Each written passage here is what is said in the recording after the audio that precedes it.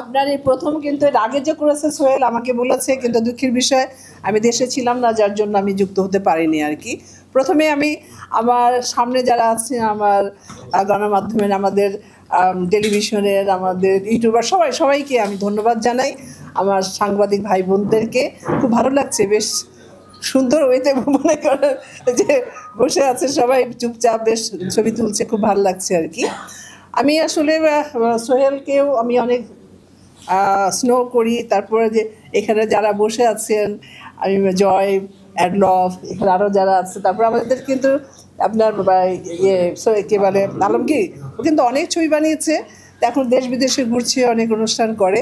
তো সবাই কিন্তু আমরা এখন মিডিয়ার, আমাদের সামনেও যারা আছেন সাংবাদিক ভাই বোনেরা, এরাও কিন্তু আমাদেরই একটা পার্ট, আমরাও তাদের একটা পার্ট আর কি। তো যাই হোক, আজকে যে jন্য আপনাদেরকে ডাকা হয়েছে, যে আপনার এটার প্রোগ্রামটার নাম হলো আপনার হ্যাঁ mister and miss glamorous looks. আসলে নামটা কিন্তু বিউটিফুল, খুবই সুন্দর।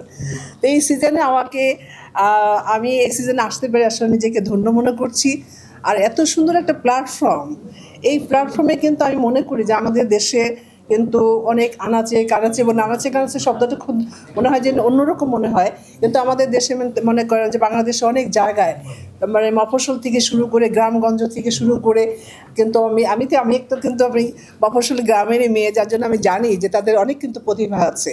কেউ মানে আপনার নাচতে জানে, গান গাইতে জানে, আপনার কবিতা আবৃত্তি করতে জানে, অভিনয় করতে জানে।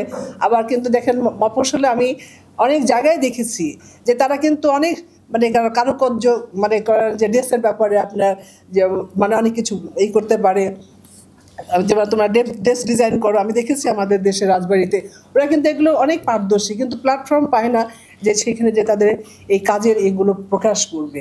তা আমি সোহেলকে অনেক ধন্যবাদ জানাচ্ছি যে এত সুন্দর একটা প্ল্যাটফর্ম তৈরি করে দিয়েছে, বা আবার শুরু হয়েছে বা হবে। তা আমি মনে করি এই ছেলে মেয়েগুলো যদি আসে, তাদের কিন্তু অনেক প্রতিভা আছে, এই প্ল্যাটফর্মে আসলে কিন্তু এই প্রতিভাগুলো আপনার প্রকাশ করতে পারবে।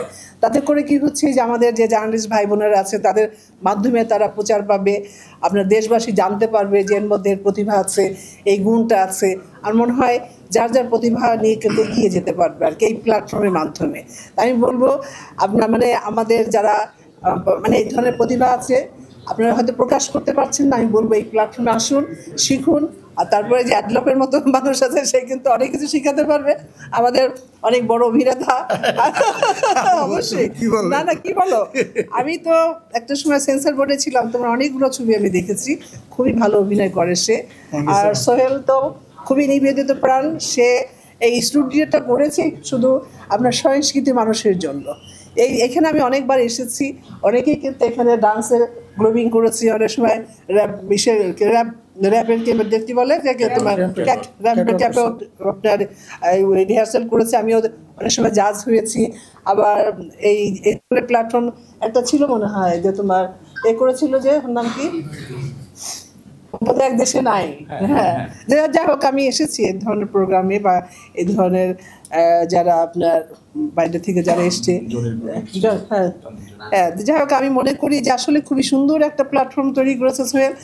আর আমাদের যারা অনেক প্রতিভাবান ছেলে বা মেয়ে আছে, যাদের আপনার এই প্রতিভাগুলো মানুষ জানে না, বা আমাদের দেশের লোকজন জানে না, বা আমাদের যারা এখানে আপনার গণমাধ্যমের লোক আছে, সাংবাদিক ভাই বোনরা জানে না, ওরা এখানে আসলে এই আপনাদের প্রচারের মাধ্যমে কিন্তু আমার মনে হয় একটা জায়গায় যেয়ে পৌঁছাতে পারবে আর কি। আমি মনে করি।